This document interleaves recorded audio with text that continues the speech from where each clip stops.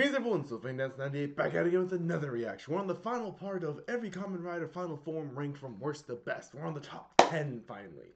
So let's get into it and see how it goes, because I'm excited to see what these final 10 forms are going to be, because we've gone through quite a few meh forms in the beginning to decent, to good, to pretty good, to amazing. Currently we're in solidly the amazing suit, so let's see how this goes here.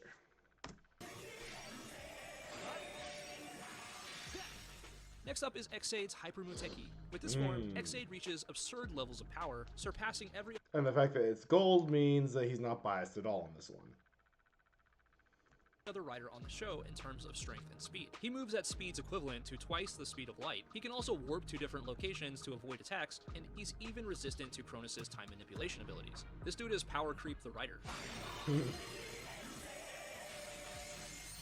As far as looks, he looks pretty damn awesome. Solid gold with dreads. He honestly reminds me of Super Saiyan 3 Goku. As I've said though, I'm a big fan of gold. So if you're not a big fan of gold, then you probably won't like this form, because there's an assload of gold here. Basically, base Ex-Aid has kind of base Goku hair, but Hyper Muteki has Super Saiyan 3 Goku hair. That's spiky and super long.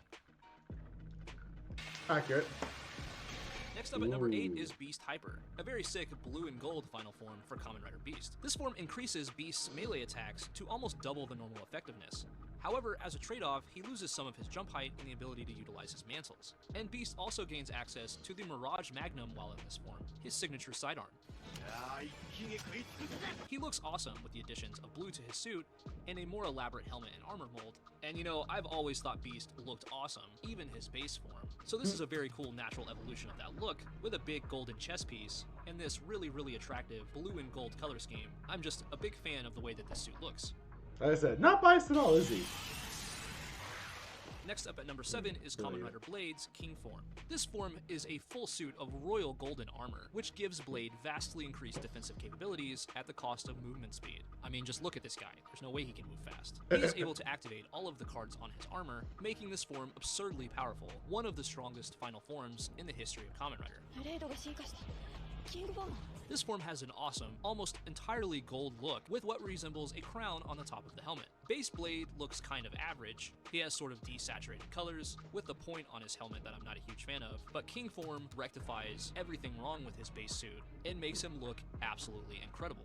At this point, the suit is just a classic and a very high mark to reach in terms of looks and design. No argument here. He looks like an awesome version of the Jax Knight from Yu-Gi-Oh! Number 6 is Kamen Rider Kiva's Emperor form, a form I have talked about a bunch on this channel, also known as Golden Kiva. The strength of this form is tied directly to the willpower and determination of Wataru. Basically, if he's feeling confident, he's going to go out and beast and decimate his opponents, but if he's feeling down in the dumps, he might get his ass kicked. In fact, at his lowest point, this form could even potentially be weaker than his base form. Basically, the way that Wataru is feeling can cause this armor's power output to scale exponentially.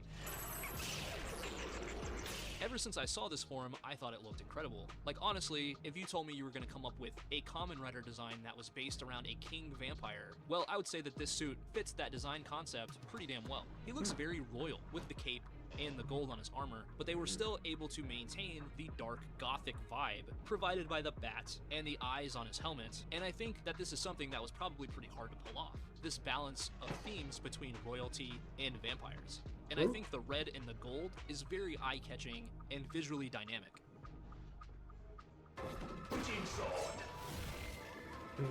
Of course he's this Next high up on at the number list. 5 is Tycoon's Bujin Sword, the Black General. Wielding a katana and donning a cape, this jet black version of Tycoon is a focusing point for Keiwa's pain and anger, resulting in an immensely powerful and brutally effective Kamen Rider. Fight! The first time that Keiwa henshined into Bujin Sword, it looked like he killed Buffa.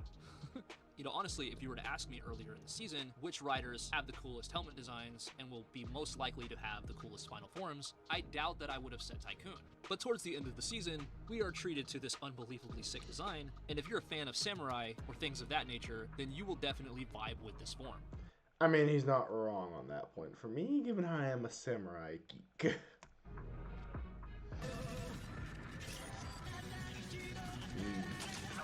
Next up is Ryuki Survive, Yep. an absolute classic of a final form. This form allows Ryuki to surpass all non-survive riders in abilities as well as strength and speed.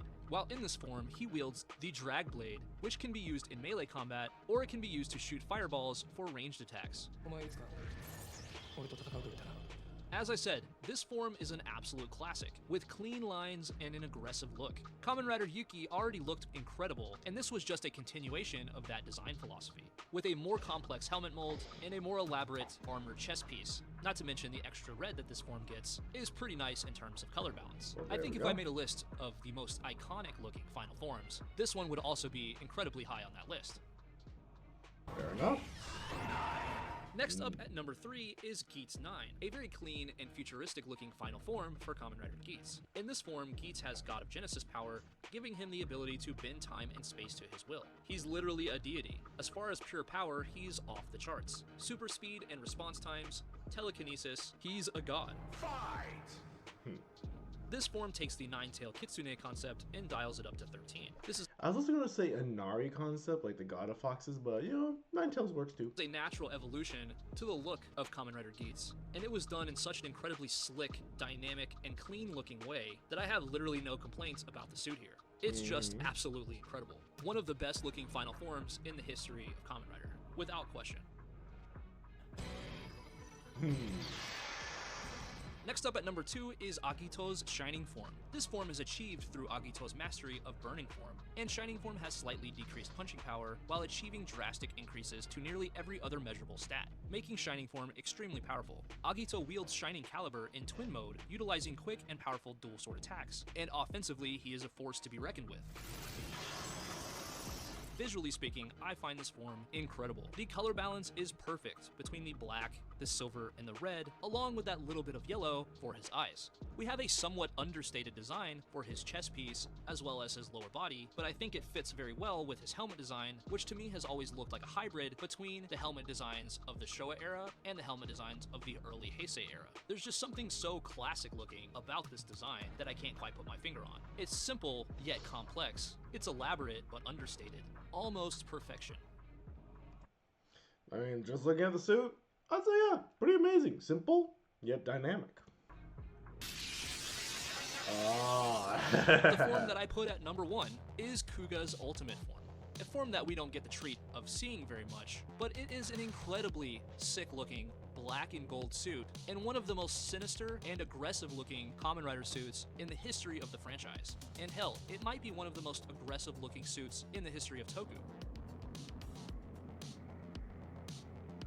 Kuga Ultimate is the supreme warrior. He's at full risk of losing control in this form, and when this happens, his eyes turn dark. This form is said to be capable of destroying the entire world. This may be an older form in the franchise, being from the very first season within the Heisei era, but it still looks sick as hell. Black and gold is always an excellent combo. We have the very, very aggressive looking shoulder spikes, and the subtle gold piping in between the various sections of plating. And I think if somebody asked me back in the day to try to imagine what Kuga would look like if he just didn't give a anymore, well, that's pretty much what this is. Like I said, this is the natural evolution of his look, just dialed way up to 11.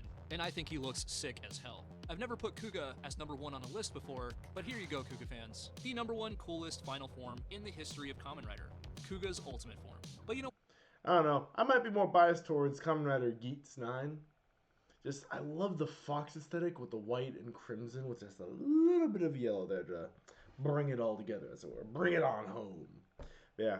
I'd say Kuga's not bad. Kuga's not bad for number 1. I like it. what? That's just what I think. Let me know what your favorite Kamen Rider final forms are in the comments, and if you enjoy this video, it would mean tons to me if you would smack the out of that like button. Thanks for watching. I'll catch you next time. Boy! Boy! Alright. Hopefully you guys enjoyed that.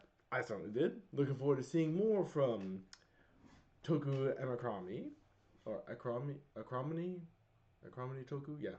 Anyway, for more Akramani Toku, we're going to be checking out more of his videos. I'll figure out which one. But for now, let's catch up on our other content. To Pokemon we go! I'll see you guys next video. Please look forward to the next of the Pokemon XD videos. Bye!